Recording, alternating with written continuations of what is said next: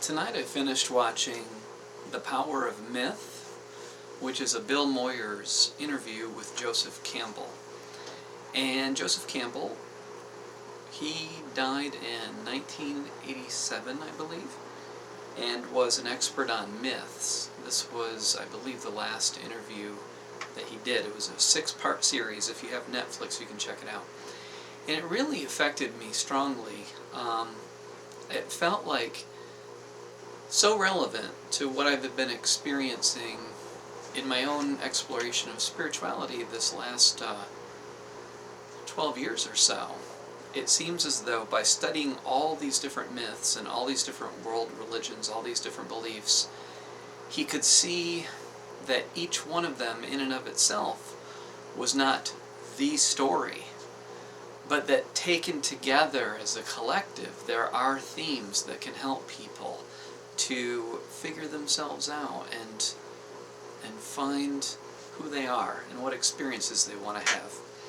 Joseph Campbell has a phrase that caught on pretty well. It's called "follow your bliss," and that's what he suggests people do.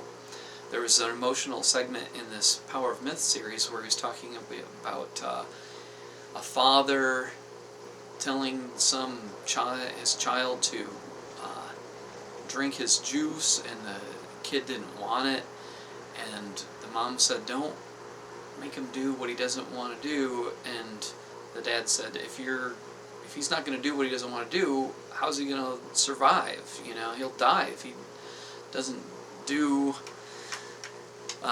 what he wants to do. Anyways, the father says, "I've never done anything I've wanted to do." And the way Joseph Campbell described that was very powerful. Just kind of like a deep, wow, sad, really. I mean, just to not have that freedom to do what you want to do. Another thing that affected me while watching this series was this idea of not all spiritual perspectives being ethical based. What to do, what not to do. And in the West, we can take that for granted that that's how it is.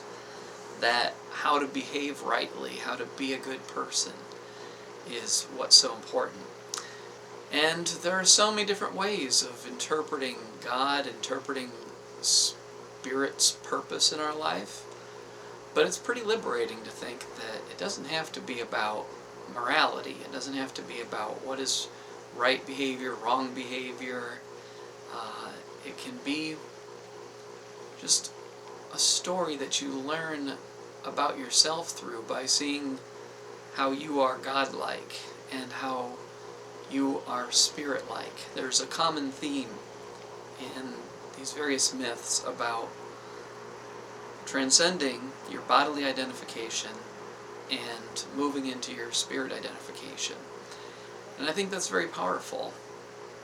And it seems to me that his message, even though I first saw some of this program over 20 years ago, right before I was leaving my home state of Michigan, off on my big adventure to Arizona, and then later to California.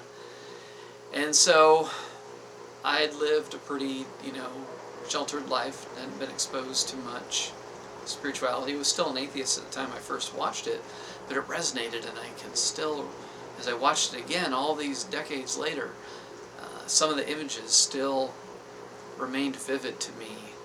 A priestess, I can't remember what culture it was, but she was filmed. It's all, I think, black and white footage, if I remember correctly, of her having to kiss a king cobra snake on the nose 3 times to, in their belief system, to help it rain. And it was intense. It was powerful. She was dancing around, moving in on it and so forth, and it was just really intense imagery. And just hearing the stories of the rites of passages and, how a boy in, I think it was in Australia, was, all the men would come in, and I don't know if it was Aboriginal, but they would, want to take him away, and the boy would go to the mom, and the mom would play along, like, "No, don't take him, but it's all part of a ritual. Of course, they have to take him, and then they do all kinds of rites of passage to help him become a productive member of the tribe, a hunter, and all these traditions carried on.